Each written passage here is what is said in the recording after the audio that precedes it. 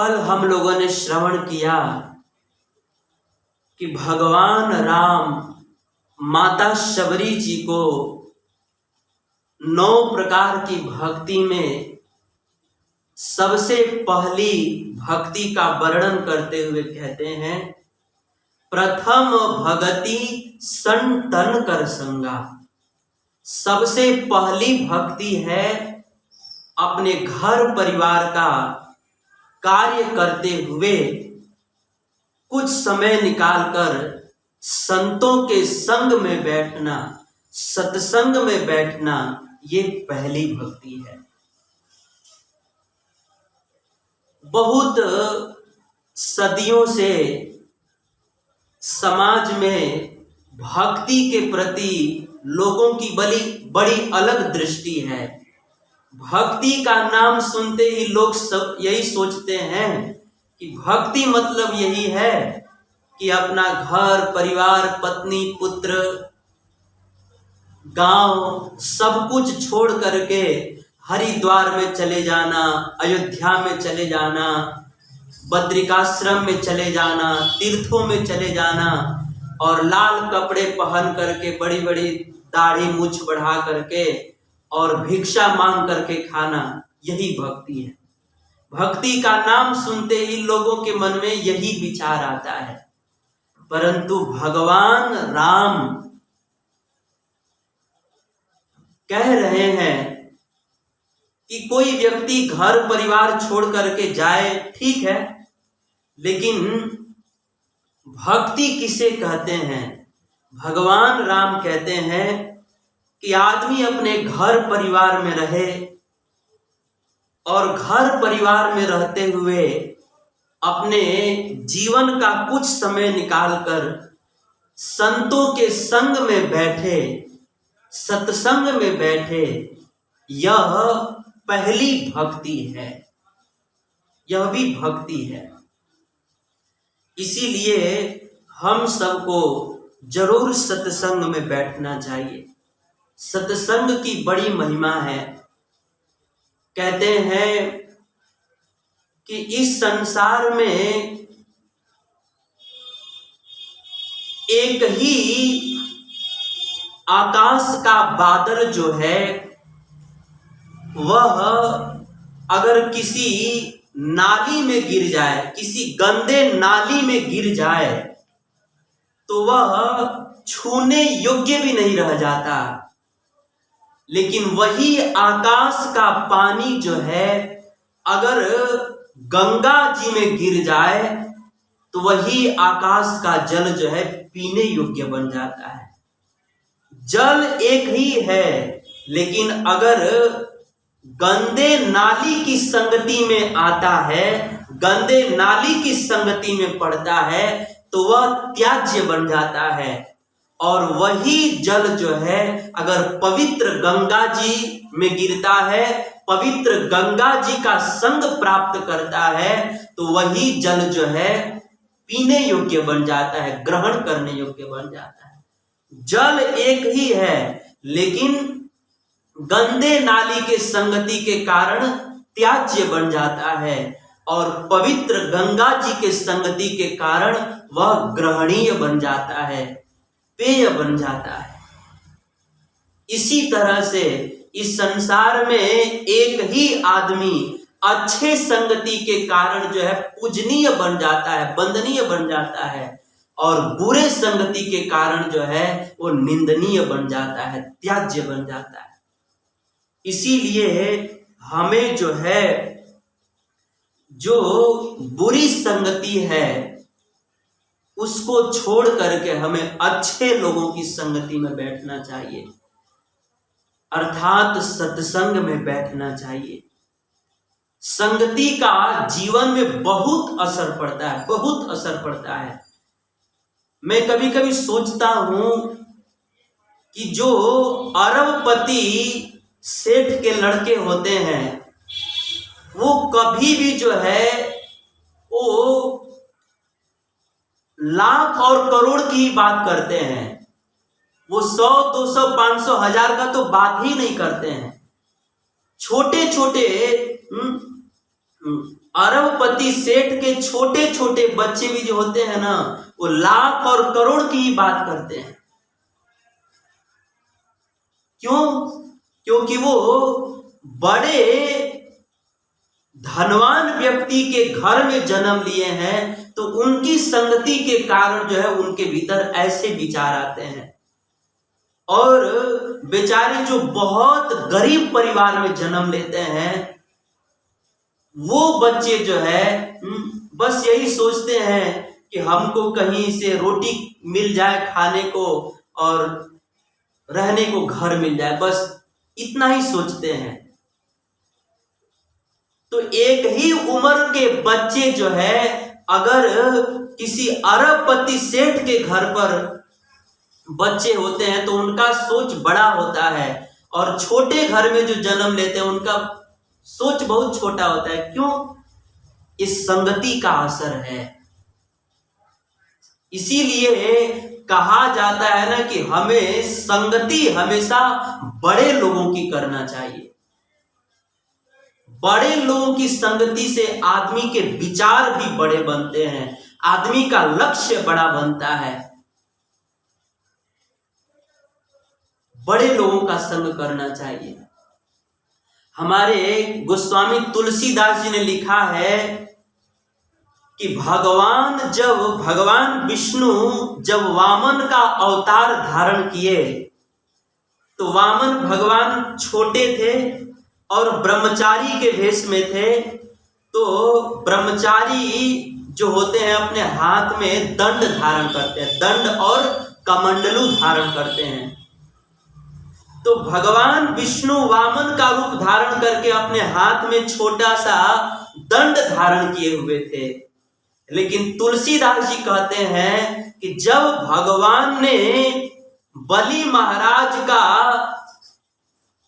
राज्य नापने के लिए जब भगवान ने अपना पग लंबा किया, अपना पांव लंबा किया और जब अपना शरीर को लंबा किया, तो उस समय भगवान के साथ में जो छोटा सा डंडा था ना, वो भी भगवान के बराबर ही बड़ा हो गया।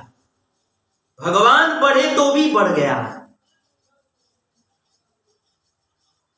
तुलसीदास जी कहते हैं कि देखो, जैसे वो डंडा जो है वह छोटा था, लेकिन वह बड़े भगवान का संग किया, बड़े व्यक्ति का संग किया, तो वह छोटा सा दंड भी जो है वह आकाश को छू जाए इतना ऊंचा हो गया। इसका मतलब यह है कि अगर छोटे लोग जो है बड़े लोगों की संगति करते हैं तो भी बड़ा बन जाते हैं। इसीलिए हमें जो है हमेशा बड़े लोगों की संगति करनी चाहिए। हमारे नीति शास्त्र के आचार्य लोग कहते हैं ना कि अगर हमें दुश्मनी भी करनी हो तो बड़े लोगों से करना चाहिए। क्यों? क्योंकि बड़े लोग मारते भी है ना तो सोने का सिक्का चला के मारते हैं। इसीलिए दुश्मनी भी करना हो तो बड़े लोगों से करना चाहिए। कहते हैं कि बड़े लोगों से झगड़ा करना ठीक है, लेकिन जो नीच लोग हैं, दुष्ट लोग हैं, उन लोगों से प्रेम करना ठीक नहीं है। कहते हैं कि बाघ से लड़ करके मर जाना अच्छा है, लेकिन गधा पर चढ़ करके जीना अच्छा नहीं है। इसी तरह से बड़े लोगों से दुश्मनी करके मर जाना अच्छा है, लेकिन जो छोटे लोग, छोटे यानी मतलब जो धन में छोटे होते हैं, जाति में छोटे, वो नहीं, जो विचार से बहुत छोटे होते हैं, ऐसे लोगों का कभी संग नहीं करना चाहिए। हमेशा हमें बड़े लोगों का संग करना चाहिए। कहते हैं कि मूर्खों के मुख से प्रशंसा सुनने से बुद्धिमान लोगों की डांट अच्छी होती है। इसीलिए हमें दुश्मनी भी करना हो तो बुद्धिमान लोगों से, बड़े लोगों से दुश्मनी करनी चाहिए, क्योंकि बड़े के संग किए से बड़े होते हैं तुलसी। बड़े लोगों का संग करने से आदमी बड़ा बनता है। आज तक इतिहास में जितने भी लोग बड़े हुए, इसके मूल में यही कारण रहा कि वे जरूर किसी बड़े आदमी का संगति किए तो ही वो बड़े हुए। इसीलिए हमें जो है जीवन में बड़ा बनना है, जीवन में कुछ बड़ा करना है, अपना बड़ा लक्ष्य बनाना है, या अपने चरित्र को महान बनाना है, या किसी भी क्षेत्र में आगे बढ़ना है, तो हमें बड़े लोगों का संग करना चाहिए, अच्छे लोगों का संग करना चाहिए। और दुनिया में सबसे बड़ा कौन है? सबसे बड़े भगवान है, और भगवान से भी बड़े भगवान के भक्त होते हैं। इसीलिए हमें भक्तों का संग करना चाहिए। तो भक्तों के संग की, सत्संग की बड़ी महिमा है, और यह सत्संग ही सबसे पहली भक्ति है। न हो तो दरवाजा बंद कर दीजिए। हरे कृष्णा कृष्णा कृष्णा हरे हरे, हरे राम राम राम हरे हरे, हरे कृष्णा कृष्णा कृष्णा हरे हरे, हरे राम राम राम हरे हरे। तो संतों की संगति करना ये पहली भक्ति है। और दूसरी भक्ति क्या है? राम जी मां सबरी जी को कह रहे हैं, प्रथम भगति संतन कर संगा, प्रथम भगति संतन कर संगा, प्रथम भगति संतन कर संगा, दूसरी रति मम कथा प्रसंगा, दूसरी रति मम कथा प्रसंगा। दूसरी भक्ति क्या है? राम जी मां सबरी जी को बतला रहे हैं कि मां अपने कान से संतों के संग में बैठकर अपने कान से मेरी जो अनेक प्रकार की लीलाएं हैं, मैंने वराह अवतार धारण करके लीला किया, मैंने कच्छप अवतार धारण करके लीला किया, मैंने नरसिंह का अवतार धारण करके लीला किया, मैंने अनेक प्रकार के अवतार धारण करके इस धरती पर अनेक लीलाएं की। तो संतों के संग में बैठकर उन लीलाओं को अपने कान से सुनना, ये दूसरी भक्ति है। दूसरी रतिमम कथा प्रसंगा।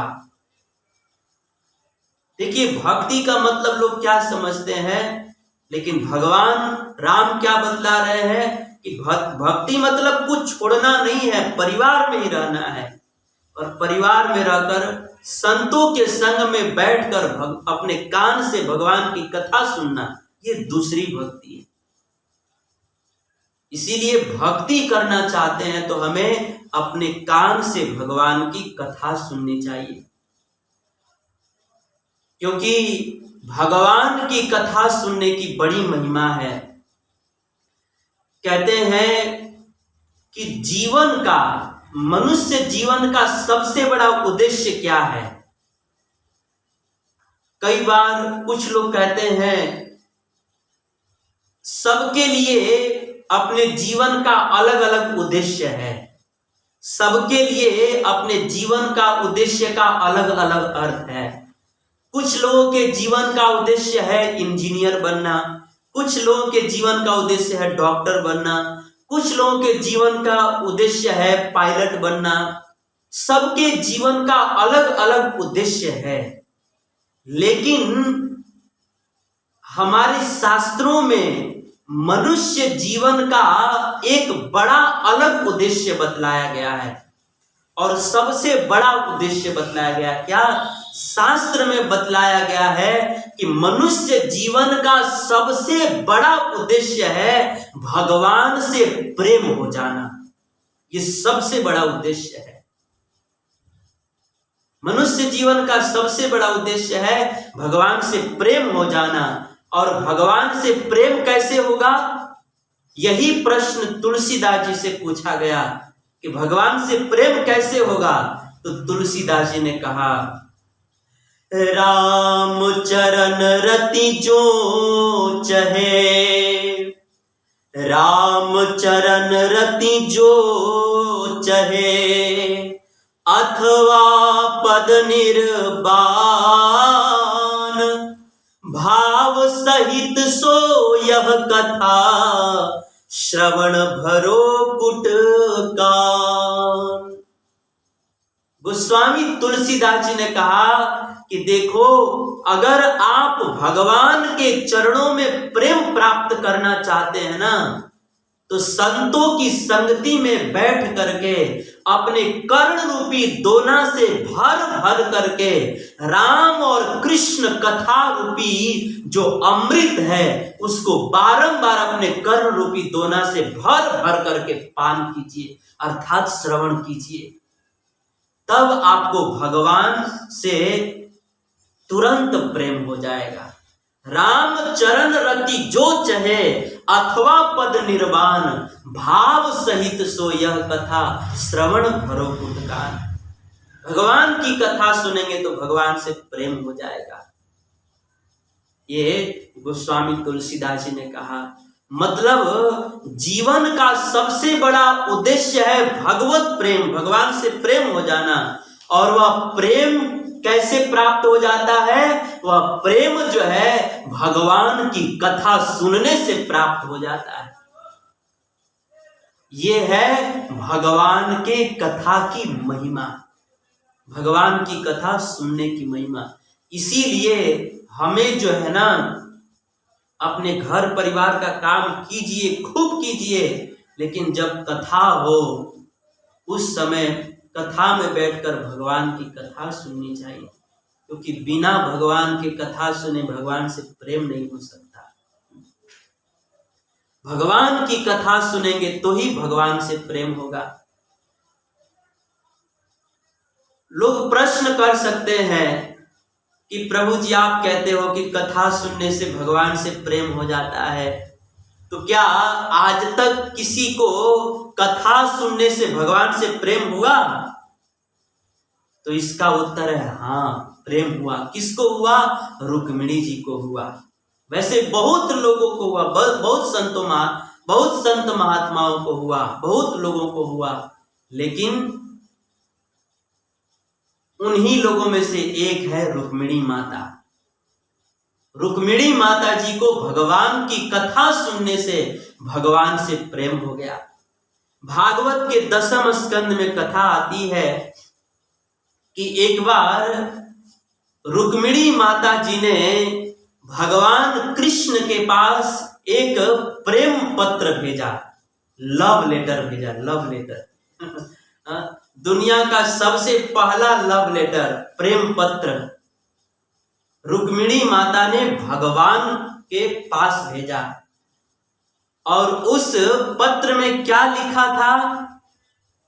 तो रुक्मिणी जी कहती हैं कि हे कृष्ण, मैं आपसे बहुत प्रेम करती हूं। दुनिया के लोग कहते हैं ना, आई लव यू टू, मैं आपसे बहुत प्रेम करती हूं। रुक्मिणी जी ने भी लिख करके भेजा कि हे कृष्ण, हे श्याम सुंदर, मैं आपसे बहुत प्रेम करती हूं और मैं जो है आपसे ही विवाह करना चाहती हूं। हे प्रभु, मैं जो है किसी हाड़ मांस मल मूत्र रक्त पीप से बने हुए पुरुष से विवाह नहीं करना चाहती। मैं किसी संसारी पुरुष से विवाह नहीं करना चाहती, क्योंकि संसारी पुरुष से विवाह करूंगी तो मेरा अगर पति मर जाएगा तो फिर मेरा चूड़ी फोड़ना पड़ेगा, मेरे मांग का सिंदूर पोंछना पड़ेगा, मैं विधवा बन जाऊंगी। तो हे कृष्ण, मैं ऐसे वर को क्या करूं जो जन्मे और मर जाए, बर बरु एक सांवरो मेरे चुड़लो अमर हो जाए। मैं ऐसे बर से क्या शादी करूं जो जन्मता है और मर जाता है। मैं तो आप जैसे अविनाशी कृष्ण को पति के रूप में वरण करना चाहती हूं। मैं आपसे विवाह करना चाहती हूं, हाड़ मांस से बने हुए मनुष्य से नहीं, आपसे विवाह करना चाहती हूं। इसलिए हे कृष्ण, आप जो है कृपा करके मेरी प्रार्थना को स्वीकार कीजिए और आप जो है तुरंत हमारे घर पर आइए और मुझको अपने पास लेकर चलिए। रुक्मिणी माता ने अपने प्रेम पत्र में सारी बात को लिखा था। इस पत्र को पढ़ करके भगवान ने रुक्मिणी माता से प्रश्न किया कि रुक्मिणी जी देवी, आप मुझे यह बतलाइए कि आज तक मैंने आपको नहीं देखा, न फेसबुक पर, न व्हाट्सएप पर, न यूट्यूब पर, कहीं भी आपको नहीं देखा, न वीडियो कॉल में, न मैसेज में, कहीं आपको देखा नहीं हमने। आज तक मैंने आपको नहीं देखा और आपने भी मुझको कभी नहीं देखा, फिर भी आपको मुझसे प्रेम कैसे हो गया? मैंने आपको कभी नहीं देखा, आपने मुझे कभी नहीं देखा, तो बिना देखे आपको मुझ कृष्ण से प्रेम कैसे हो गया? उस समय रुक्मिणी जी ने कहा कि हे कृष्ण, आपकी बात सत्य है कि मैंने कभी भी आपको देखा नहीं है, प्रत्यक्ष नहीं देखा है, लेकिन फिर भी हे कृष्ण, मैंने संतों के संग में बैठ करके, सत्संग में मैंने आपकी कथा बहुत सुनी है, आपके विषय में मैंने बहुत सुना है, आपकी बहुत कथा सुनी है। इसीलिए आपकी कथा सुनते सुनते जो है ना, मुझको आपसे प्रेम हो गया है। आपकी कथा सुन करके मुझसे प्रेम हो गया, आपकी कथा सुन करके मुझे आपसे प्रेम हो गया है।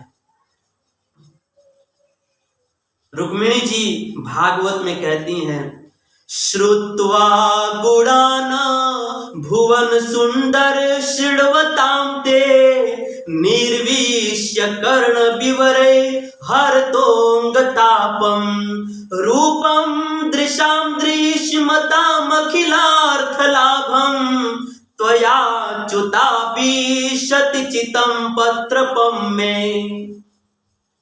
भले आपको देखा नहीं है, लेकिन आपके विषय में मैंने सुना है, कान से आपकी मैंने बहुत कथा सुनी है, तो आपकी कथा सुन सुन करके मुझे आपसे प्रेम हो गया है। इसलिए हे कृष्ण, आप आइए और मुझे लेकर चलिए। तो भागवत में प्रसंग बड़ा है, लेकिन कहने का भाव यह है कि भागवत के इस प्रसंग से साबित होता है कि भगवान की कथा सुनने से आदमी को, जीव को भगवान के चरणों में प्रेम हो जाता है।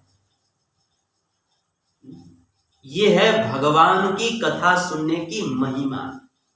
इसीलिए हर एक व्यक्ति को जो है ना, अपने कान से भगवान की कथा जरूर सुननी चाहिए, जरूर सुननी चाहिए। भगवान की कथा सुनने की बड़ी महिमा है।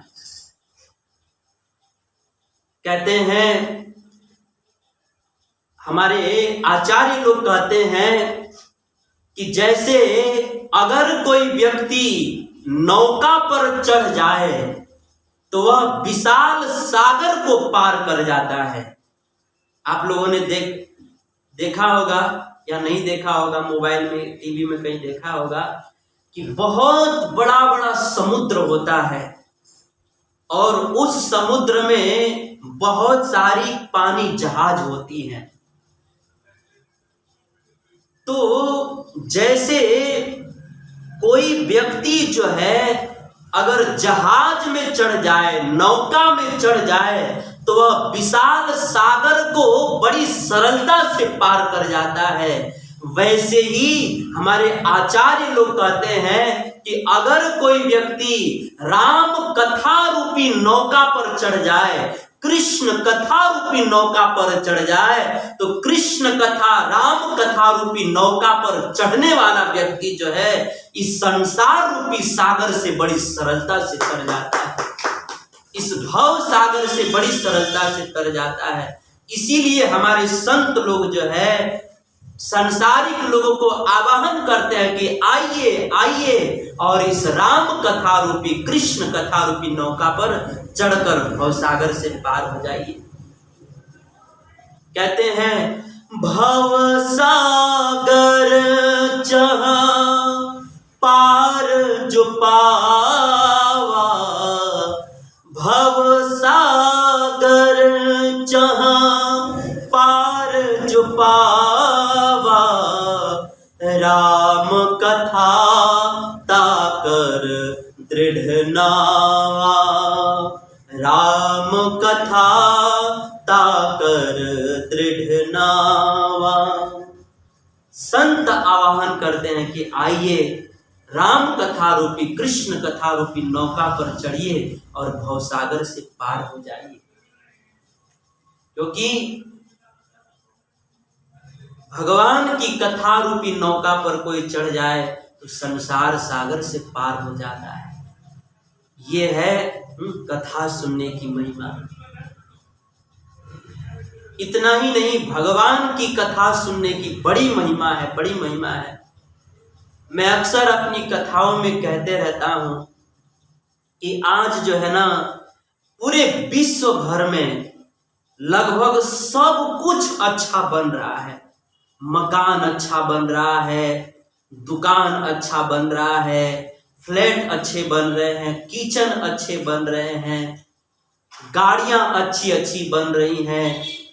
लगभग पूरे विश्व भर में सब कुछ अच्छा बनते जा रहा है, लेकिन एक चीज जो है वह दिन प्रतिदिन खराब बनते जा रहा है, वह है आदमी का मन। सब कुछ तो अच्छा बनते जा रहा है, लेकिन आदमी का मन जो है वह तो दिन प्रतिदिन खराब बनते जा रहा है। आज जो है ना आदमी के घर में कार तो बहुत अच्छा है, आज आदमी के गले में सोने का हार तो बहुत अच्छा है, लेकिन आज जो है ना आदमी के मन में विचार अच्छे नहीं है। आज का आदमी आकृति से तो मनुष्य है, लेकिन विचार से जो है पशु से भी, जानवर से भी बदतर बन चुका है। आकृति से मनुष्य है, लेकिन विचार से तो राक्षस बन चुका है। आदमी के मन में विचार अच्छे नहीं है, विचार बहुत गंदा है।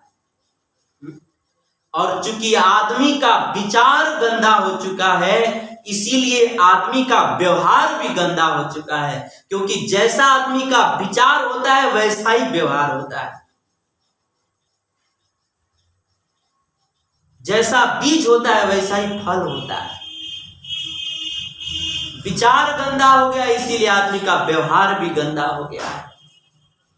कहते हैं कि आज जो है ना आदमी के पास जाइए तो उसके कपड़े से सुगंध आती है, आज आदमी के कार में बैठिए तो कार से सुगंध आती है, आज आदमी के कमरे में जाइए तो कमरे से सुगंध आती है। कहां तक कहें, आज आदमी के टॉयलेट बाथरूम में जाइए ना तो टॉयलेट बाथरूम से भी सुगंध आती है, लेकिन चरित्र से जो है तो बदबू ही आती है।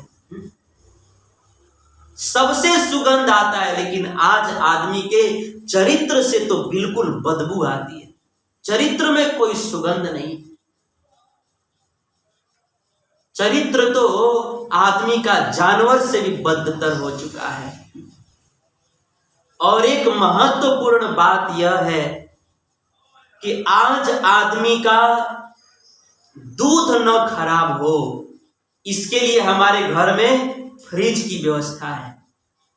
आज हमारा कपड़ा न खराब हो, इसके लिए हमारे घर में वॉशिंग मशीन की व्यवस्था है।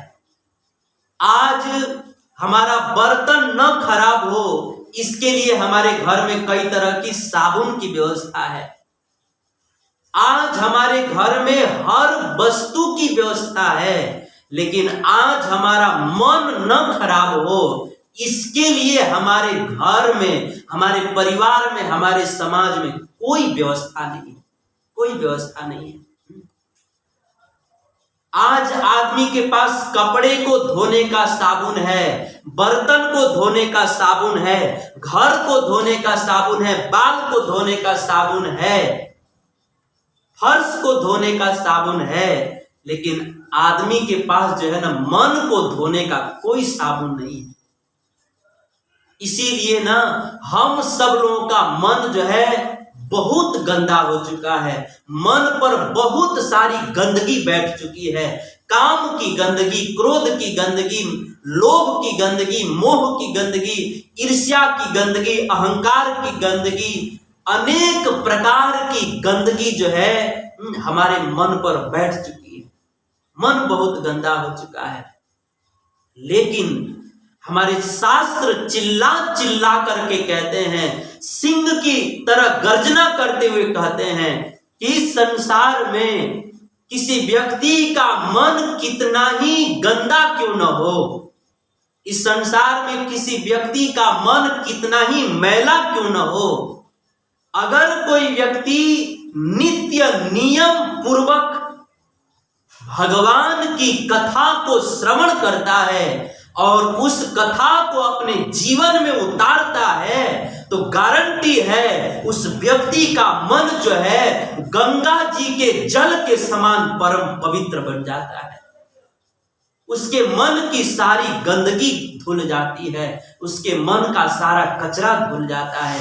बस शर्त यही है कि नित्य नियम पूर्वक कथा सुने और जो सुनता है उसको जीवन में उतारे,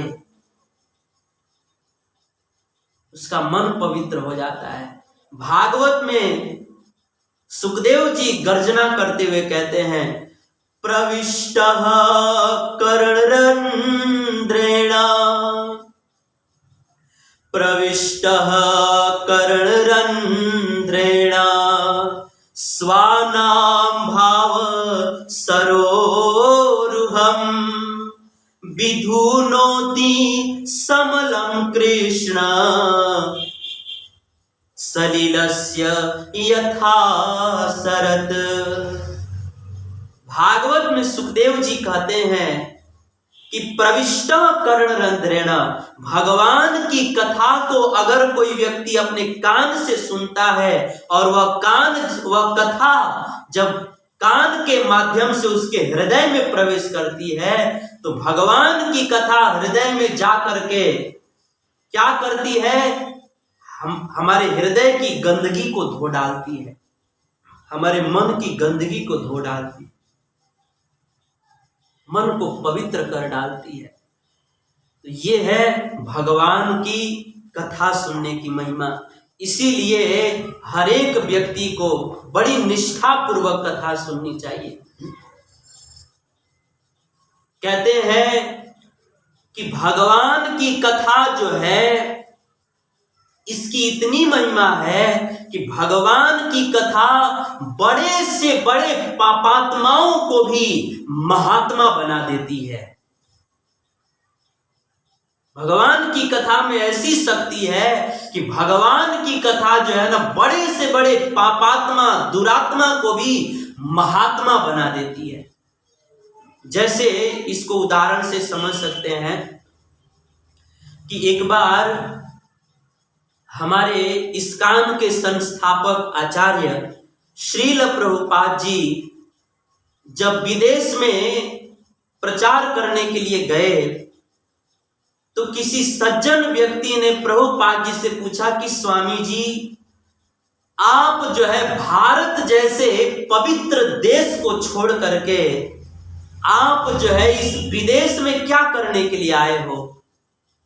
क्योंकि ये विदेशी लोग जो है आपके भारत की संपत्ति तो लूट लिए, ये सारे विदेशी लोग जो है आपके भारत की संपत्ति लूट करके आ गए। तो ऐसे लुटेरे लोगों के देश में आप क्या करने के लिए आए हो? उस समय प्रभुपाद जी ने कहा, प्रभुपाद जी ना बड़ा सटीक जवाब देते थे।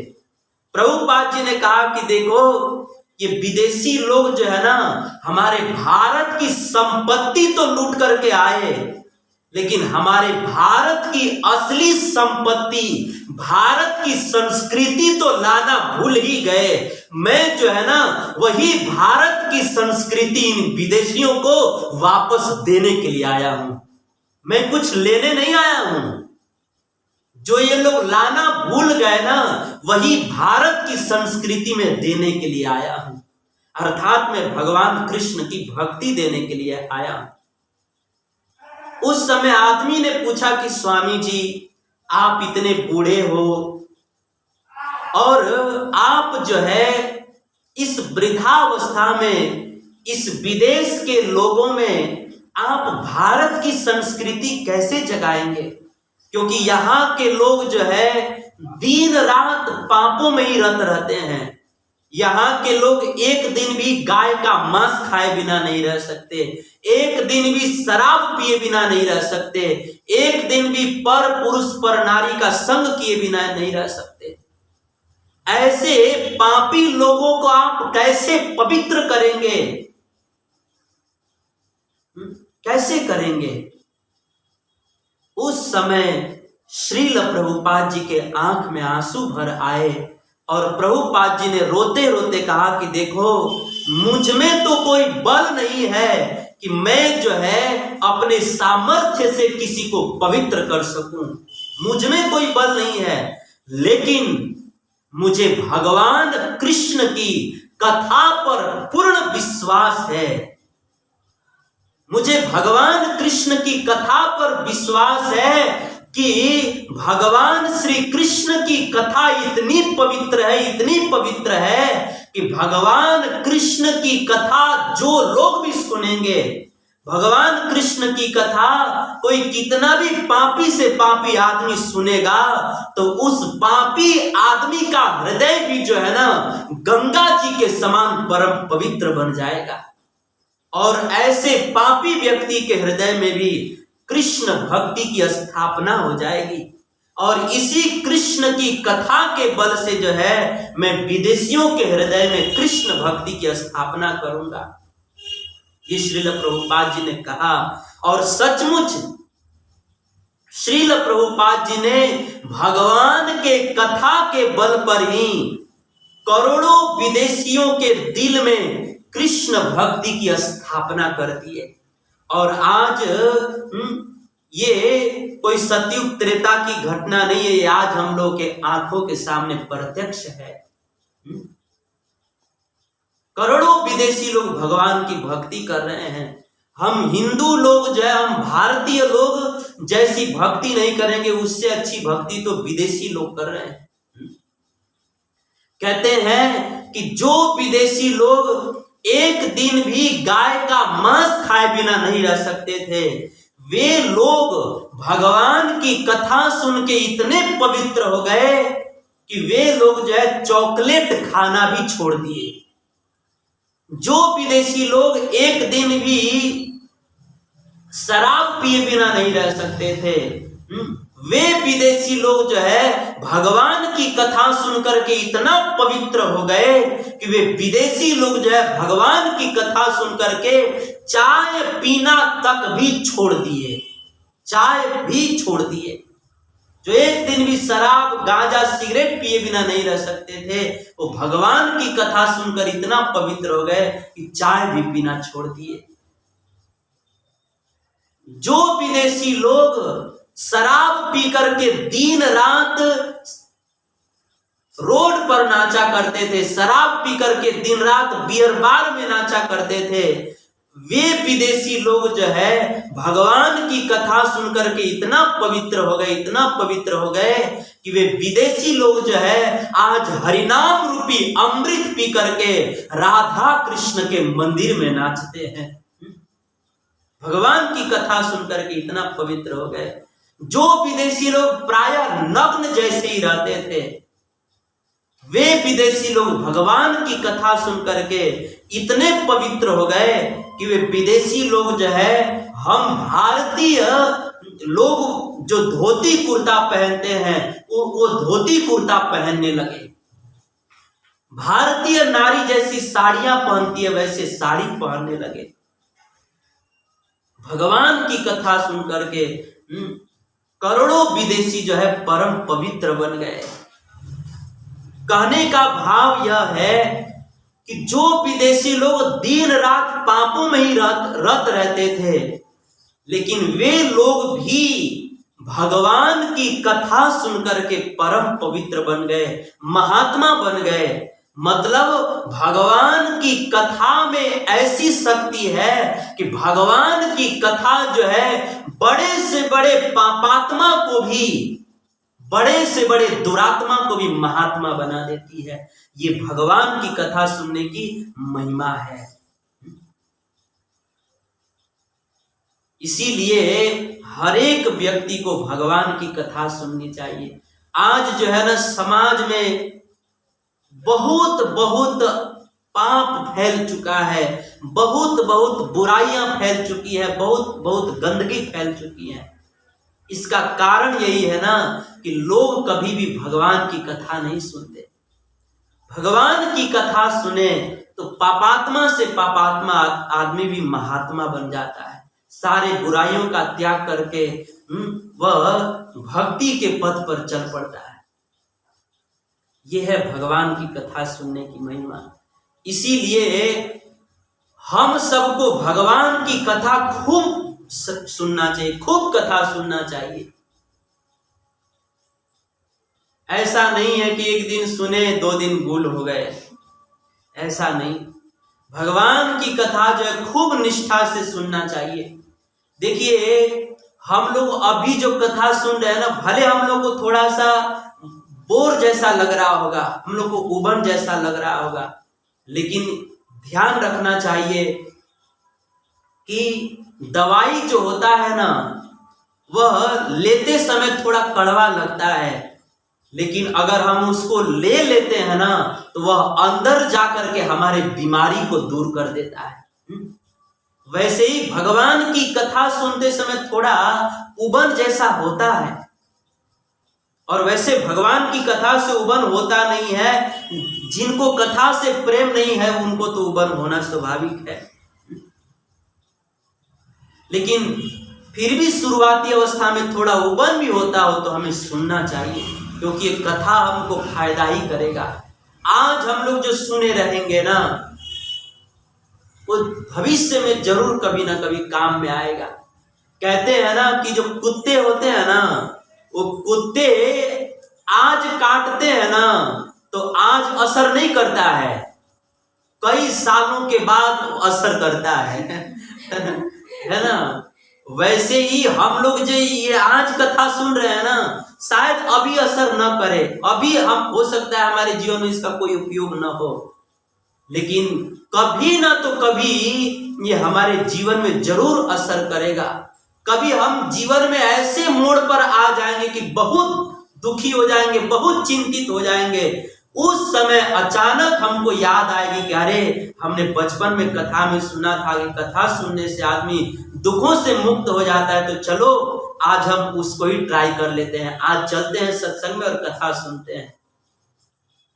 और उस समय आदमी जो है इस प्रेरणा से प्रेरित होकर के कथा में बैठेगा, तो उस समय जो है आज की कथा सुनी हुई उस समय आदमी के जीवन में चरितार्थ हो जाएगी, काम में आ जाएगी। इसीलिए भले ही थोड़ा उबन महसूस हो फिर भी हमें सुनना चाहिए। भगवान की कथा जो है ना हमें खूब निष्ठा से सुननी चाहिए, खूब निष्ठा से सुनना चाहिए। कैसे निष्ठा से सुनना चाहिए?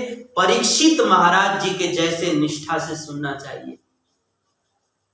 भागवत के 10वें स्कंद में कथा है कि परीक्षित महाराज भगवान कृष्ण की कथा इतनी निष्ठा से सुन रहे थे, इतनी निष्ठा से सुन रहे थे कि परीक्षित महाराज जी 4 दिन तक कुछ खाए नहीं, कुछ पिए नहीं। हम लोग को तो नींद आ रही है ना, लेकिन परीक्षित महाराज जी को नींद की बात छोड़िए, वो 4 दिन तक सोए भी नहीं, यहां तक कि कुछ खाए भी नहीं, कुछ पिए भी नहीं।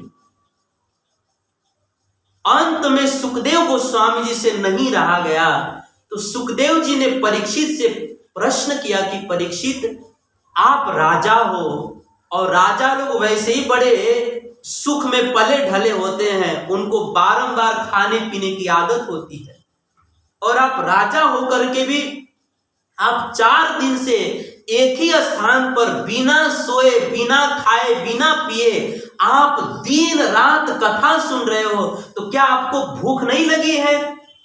क्या आपको भूख की क्षुधा नहीं सता रही है? क्या आपको प्यास नहीं लगी है? उस समय परीक्षित महाराज जी ने बहुत सुंदर बात कही। परीक्षित महाराज जी ने कहा कि हे गुरुदेव, जीव की प्यास जो है ना भला मिट कैसे सकती है? मेरी भी प्यास जो है ना मिटी नहीं है, लेकिन हाँ, आज जो है ना मेरी प्यास को एक नई दिशा मिल गई है। हे गुरुदेव, मुझे कल भी प्यास थी और आज भी प्यास है, लेकिन कल जो है मुझको एक साधारण जल की प्यास थी, लेकिन आज जो है मुझको कृष्ण कथा अमृत पीने की प्यास है। कल भी प्यास थी, आज भी प्यास है, लेकिन कल हमें साधारण जल की प्यास थी, आज हमें कृष्ण कथा अमृत की प्यास है। और साधारण जल की प्यास जो है मुझको एक समीक महात्मा के पास लेकर के गई और वहां पर मुझको श्राप मिल गया, लेकिन कृष्ण कथा अमृत की प्यास जो है मुझको कृष्ण परमात्मा के पास लेकर के जाएगी और मुझे भगवान मिल जाएंगे। साधारण जल की प्यास मुझे एक महात्मा के पास ले गई और वहां श्राप मिल गया मुझे, लेकिन कृष्ण कथा अमृत की प्यास मुझे महात्मा के पास नहीं, परमात्मा के पास ले जाएगी। इसलिए हे भगवान, आप जो है मेरी भूख और प्यास की चिंता किए बिना आप निरंतर अनवरत मुझे कृष्ण कथा सुनाइए। और हे भगवान, मैं क्या बताऊं, आपके मुख से कृष्ण कथा सुन करके ऐसा स्वाद मिल रहा है, ऐसा मिठास मिल रहा है ना, कि मेरी इंद्रियां जो है साधारण अन्न और जल की ओर जा ही नहीं रही हैं। नैसाति दुसहा छुन्माम त्यक्तोदम अपि बाधते पिबंतम त्वां मुखाम भोजम अच्युतम हरि कथामृतम। हे भगवान, आपके मुख से कृष्ण कथा अमृत पी करके ऐसा स्वाद मिल रहा है, ऐसा मिठास मिल रहा है कि मेरी इंद्रियां जो है साधारण अन्न और जल की ओर जा ही नहीं रही हैं।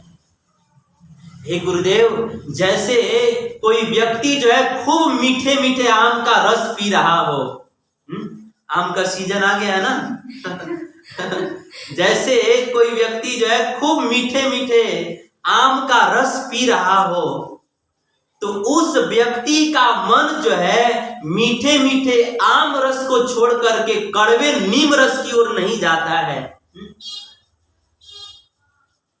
परीक्षित जी ने सुखदेव जी से कहा कि जैसे कोई व्यक्ति खूब मीठे मीठे आम का रस पी रहा हो, तो उस व्यक्ति का मन जो है मीठे मीठे आम रस को छोड़ करके कड़वे नीम रस की ओर नहीं जाता है। वैसे ही हे भगवान, आपके मुख से मधुर मधुर मीठे मीठे कृष्ण की कथा सुन करके मुझे ऐसा स्वाद और ऐसा मिठास मिल रहा है ना, कि मेरी इंद्रियां जो है मधुर मधुर कृष्ण कथा को छोड़ करके साधारण संसार के अन्न जल की ओर जा ही नहीं रही है।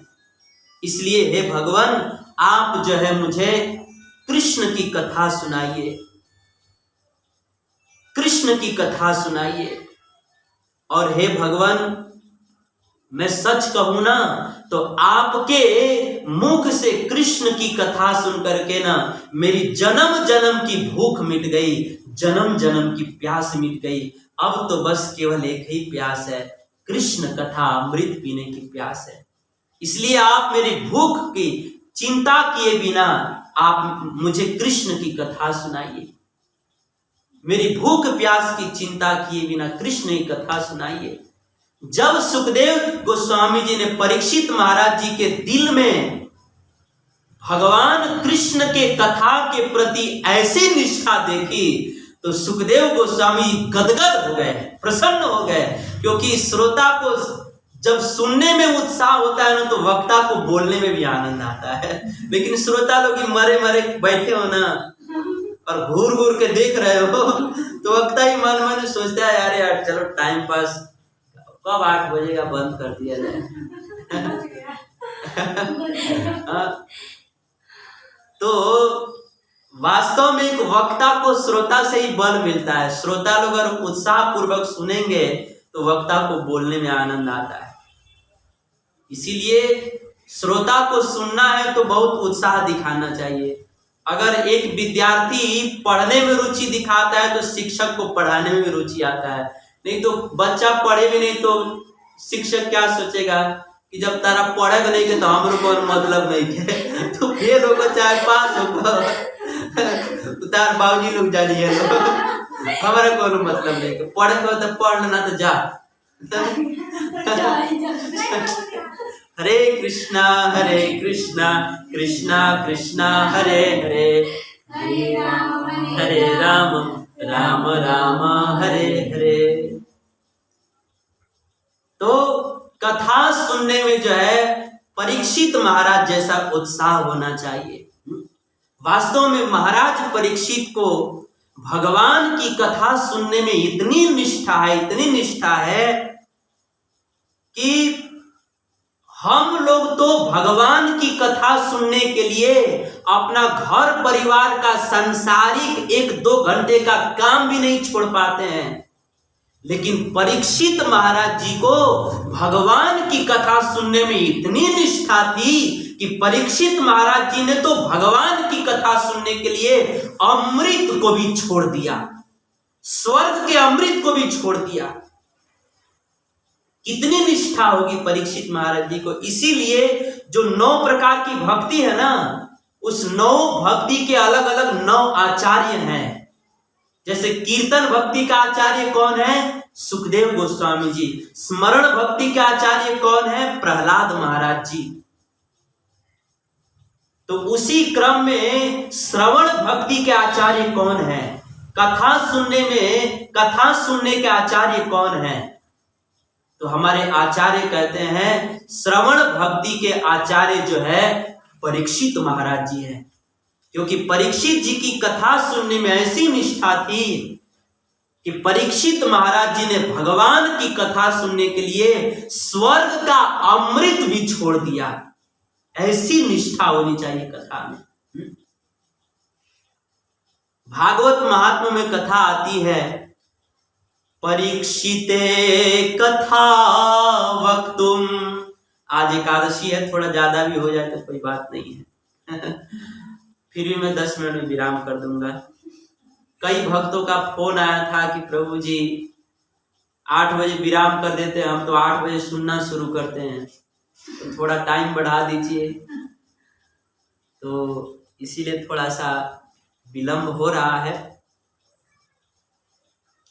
लेकिन जल्दी विराम कर देंगे 10 मिनट में। ध्यान से सब लोग सुने। भागवत महात्म्य में कथा आती है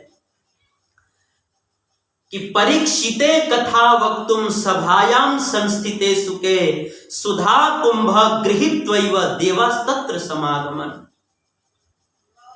भागवत महात्म्य में कथा आती है कि एक बार सुखदेव गोस्वामी जी जब हरिद्वार में गंगा जी के पावन तट पर बैठ करके, गंगा जी का एक तरफ जो है उनकी धारा की, उनके गंगा जी की कलकल धारा बह रही थी, और उसी गंगा जी के किनारे बैठ करके सुखदेव जी परीक्षित जी को भागवत की कथा सुनाने जा रहे थे। उसी समय स्वर्ग से बहुत सारे देवता लोग उस कथा पंडाल में आए, और क्या लेकर के आए? एक अमृत से भरा हुआ घड़ा लेकर के आए। और सारे देवताओं ने सुखदेव जी से निवेदन किया कि हे भगवान, आप जो है ना ऐसा कीजिए कि परीक्षित महाराज जी को 7 दिन में मरने का शाप मिला है ना, तो आप ये स्वर्ग का अमृत उनको पिला दीजिए तो वो अमर हो जाएंगे। वो साथी में मरेंगे नहीं, वो अमर हो जाएंगे। तो आप ये स्वर्ग का अमृत परीक्षित जी को पिला दीजिए और इस अमृत के बदले जो है ना, आप स्वर्ग में चल करके हम सभी देवताओं को भागवत कथा अमृत पिलाइए। जैसे ही देवताओं ने सुखदेव जी से यह प्रस्ताव रखा, उस समय सुखदेव गोस्वामी जी तुरंत क्रोधित हो गए और क्रोधित होकर के सुखदेव जी ने देवताओं को डांटते हुए कहा कि अरे देवताओं, कहां तो आपके स्वर्ग का तुच्छ अमृत और कहां तो ये भागवत कथा अमृत। कोई तुलना नहीं है दोनों में। आपका स्वर्ग का जो अमृत है वो कांच के टुकड़ा के समान है और हमारा जो भागवत कथा अमृत है वह तो डायमंड हीरा के समान है। आप लोग जो है कांच के बदले में डायमंड हीरा चाहते हो, हम ही पागल मिले थे। भाग जाओ यहां से, नहीं तो बहुत पिटाई करेंगे। संतों को आप मूर्ख समझते हो, भाग जाओ यहां से। सुखदेव जी ने देवताओं से कहा कि देवताओं, आपके स्वर्ग के अमृत में बहुत सारा दोष है। देवता आश्चर्यचकित हो गए, हमारे स्वर्ग के अमृत में दोष? जिस अमृत को प्रकट करने के लिए भगवान को 4-4 अवतार लेना पड़ा। समुद्र मंथन हुआ तो भगवान ने अजीत का अवतार धारण किया, कच्छप का अवतार धारण किया। भगवान उस समय मोहिनी का अवतार धारण किए।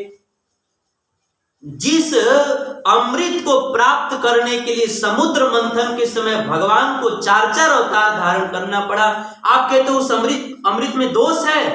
सुखदेव जी ने कहा हाँ दोष है। क्या दोष है? सुखदेव जी ने कहा वैसे तो बहुत दोष है, लेकिन 2 दोष मुख्य है। पहला दोष, सुखदेव जी ने कहा कि हे देवताओं, आपके स्वर्ग के अमृत में पहला दोष यह है कि आपके स्वर्ग का अमृत कोई व्यक्ति पीता है ना, तो उस व्यक्ति का मन स्वर्ग की अप्सराओं की ओर दौड़ता है। लेकिन धन्य है यह भागवत कथा अमृत, क्योंकि अगर कोई व्यक्ति इस भागवत कथा अमृत का पान करता है तो उस व्यक्ति का मन जो है राधा कृष्ण के चरण कमल की ओर भागता है। तो कहां तो आपका स्वर्ग का अमृत जीव को विषयों की ओर लेकर जाने वाला, स्वर्ग की अप्सराओं की ओर लेकर जाने वाला, और कहां ये भागवत कथा अमृत जीव को भगवान की ओर ले जाने वाला। क्या अंतर है दोनों? क्या तुलना है दोनों में? कोई समानता ही नहीं है दोनों में। ये पहला दोष। दूसरा दोष क्या है? हे देवताओं, आपके स्वर्ग के अमृत में दूसरा दोष यह है कि आपके स्वर्ग का अमृत कोई व्यक्ति पीता है ना, तो स्वर्ग का अमृत पीने के बाद भी उसको इस संसार में गिरना पड़ता है। लेकिन धन्य है यह भागवत कथा अमृत, क्योंकि अगर कोई व्यक्ति इस भागवत कथा अमृत का पान करता है तो वह व्यक्ति संसार सागर में गिरता नहीं है। संसार सागर में गिरा हुआ व्यक्ति जो है हमेशा हमेशा के लिए भगवान के नित्य वैकुंठ धाम में चला जाता है। तो कहां तो आपका स्वर्ग का अमृत पीने के बाद भी संसार में गिरना पड़ता है, जन्म मृत्यु के चक्र में फंसना पड़ता है, और कहां तो भागवत कथा अमृत जिसको पीने के बाद आदमी संसार से, जन्म मृत्यु के चक्र से मुक्त होकर भगवान के पास चला जाता है। दोनों में कोई समानता नहीं है। हे देवताओं, आपके स्वर्ग के अमृत में बहुत दोष है, इसीलिए आप लोग जो है तुरंत इस सभा को छोड़ करके यहां से भाग जाइए। भागवत महात्मा में लिखा है, वेद व्यास जी कहते हैं कि सुखदेव गोस्वामी जी ने भरी सभा में उन देवताओं को डांट करके, फटकार करके भगा दिया, लेकिन उन लोगों को भागवत कथा अमृत नहीं पिलाया। अभक्ता अस्तांच विज्ञाय न ददौ स कथामृतम श्रीमद् भागवती वार्ता सुराणाम अपि दुर्लभा। देवताओं को भी डांट कर भगा दिया। संत कहते हैं कि भागवत कथा देवताओं को भी दुर्लभ है। हम सब कितने भाग्यशाली हैं कि जो देव स्वर्ग में रहने वाले देवताओं को दुर्लभ है वो हम सबको मिल रहा है, लेकिन फिर भी हम लोग रुचि नहीं दिखाते हैं। तो ये प्रसंग बड़ा है। कहने का भाव ये है कि देखिए, देवता लोग स्वर्ग का अमृत लेकर के आए थे, किसके लिए? परीक्षित महाराज जी के लिए। और परीक्षित महाराज जी को 7 दिन में मरने का श्राप मिला था, और परीक्षित महाराज जी अमृत पी लेते ना तो बच जाते, वो मरते नहीं। मरना किसी को अच्छा लगता है? किसी को मरना अच्छा नहीं लगता। लोग कहते हैं ना, डरती है रूह यारो जी ही कांपता है, मरने का नाम मत लो, मरना बुरी बला है। आप हमारे सामने सब बोलिए, शुभ शुभ बोलिए, लेकिन मरने का नाम मत लीजिए, क्योंकि हम मरने का नाम सुनते हैं ना तो हमारे शरीर के रोंगटे खड़े हो जाते हैं, हमारा शरीर कांपने लगता है। सब कुछ बोलिए लेकिन मरे का नाम मत ली महाराज जी। मरना का नाम मत बोलिए। मरना कोई नहीं चाहता। और परीक्षित महाराज जी के पास अमृत था, देवता लोग लेकर के आ गए थे। परीक्षित महाराज चाहते तो उस अमृत को पी करके वो मृत्यु पर विजय प्राप्त कर सकते थे, अमर हो सकते थे। लेकिन परीक्षित महाराज जी की भागवत कथा सुनने में कितनी अपार निष्ठा है कि परीक्षित महाराज जी ने स्वर्ग का अमृत छोड़ दिया, अमरता का वरदान देने वाला अमृत छोड़ दिया, लेकिन भागवत कथा अमृत को नहीं छोड़ा। कितनी अपार निष्ठा है। वास्तव में भगवान की कथा सुनने में, भागवत की कथा सुनने में हमें परीक्षित जैसी निष्ठा होनी चाहिए। जब कोई इस निष्ठा से भगवान की कथा सुनता है ना तो 7 दिन में ही परीक्षित महाराज जी भगवान के धाम में चले गए। कई बार लोग कहते हैं ना कि परीक्षित महाराज जी तो 7 दिन भागवत कथा सुने तो भगवान के पास चले गए, हम लोग तो 70 वर्ष से सुन रहे हैं फिर भी भगवान के पास नहीं, भगवान के बैकुंठ से कोई विमान नहीं आया, हम बैकुंठ नहीं गए। ऐसा क्यों? ऐसा इसलिए है क्योंकि परीक्षित महाराज जी की ऐसी निष्ठा थी, जैसे हमने बताया। परीक्षित महाराज जी की कथा में बड़ी अपूर्व निष्ठा थी, इसीलिए उनके लिए 7 दिन में ही विमान आ गया और 7 दिन में ही भगवान के धाम चले गए। लेकिन हम सबको कथा में ऐसी निष्ठा नहीं है ना, इसीलिए हम लोग 7 साल से सुनते हैं, 70 साल से सुनते हैं, फिर भी हमारे लिए कोई बीमार नहीं आया। कथा में निष्ठा नहीं है। ये तो बार बार कहा जाता है, निवेदन किया जाता है, प्रेम भरी धमकी दी जाती है, तब कहते हैं ठीक है प्रभु जी आज आ जाएंगे, आज प्रसाद पहले बना लेंगे, आज आ जाएंगे। तो कथा सुनने में ऐसी निष्ठा होनी चाहिए, परीक्षित महाराज जी जैसी। तो ऐसी निष्ठा से कथा सुननी चाहिए। क्यों? क्योंकि कथा सुनने की बड़ी महिमा है। कहते हैं कि जो लोग खूब निष्ठा पूर्वक भगवान की कथा सुनते हैं ना, और कथा सुनते सुनते कभी भी अघाते नहीं हैं, ऐसे भक्तों के घर में जो है ना भगवान अखंड वास करते हैं। ऐसे भक्तों के घर को छोड़कर भगवान कभी जाते नहीं हैं। कैसे भक्त लोग? जो भगवान की कथा तो सुनते हैं, लेकिन जो सुनते सुनते कभी अघाते नहीं, कभी उबते नहीं, ऐसे भक्तों के घर में भगवान अखंड वास करते हैं। मैं नहीं कहता, नहीं तो कुछ लोग सोचेंगे प्रभु जी जो है ना हम लोग कथा सुने इसके लिए ऐसा बता रहे हैं। नहीं रामायण में वाल्मीकि जी ने कहा है, रामायण में भगवान राम ने वाल्मीकि जी से पूछा कि महाराज आप मुझे रहने के लिए स्थान बतलाइए कि मैं कहाँ रहूं। तो वाल्मीकि जी ने भगवान के रहने के 14 स्थान बताए। उसमें सबसे पहला स्थान क्या बतलाया? अभी जो मैंने बतलाया ना, सबसे पहला यही स्थान बतलाया।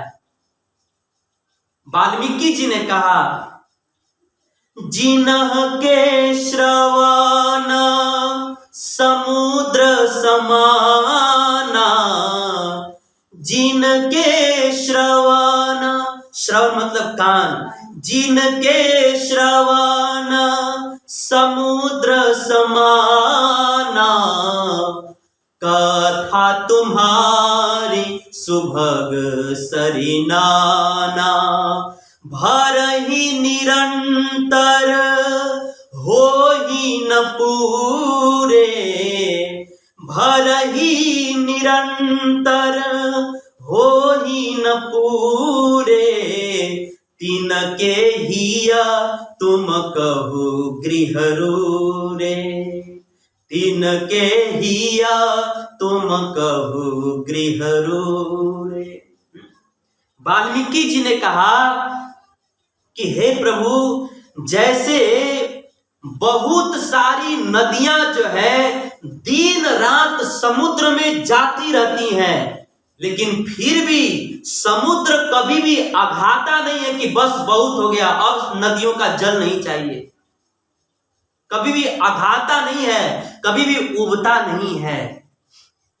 तो जिस प्रकार से समुद्र में दिन रात नदियां जाती रहती हैं, लेकिन फिर भी समुद्र कभी अघाता नहीं है, तृप्त नहीं होता, उबता नहीं, वैसे ही जिस व्यक्ति के कर्ण रूपी समुद्र में निरंतर भगवान की कथा रूपी नदियां प्रवेश करती रहती हैं, फिर भी जो व्यक्ति उबता नहीं है, जो व्यक्ति अघाता नहीं है, वाल्मीकि जी कहते हैं कि हे प्रभु, ऐसे जो आपके रसिक कथा प्रेमी भक्त है ना, हे प्रभु मेरी प्रार्थना है कि आप ऐसे कथा सुनने वाले रसिक श्रोताओं के घर में जाकर अखंड वास कीजिए।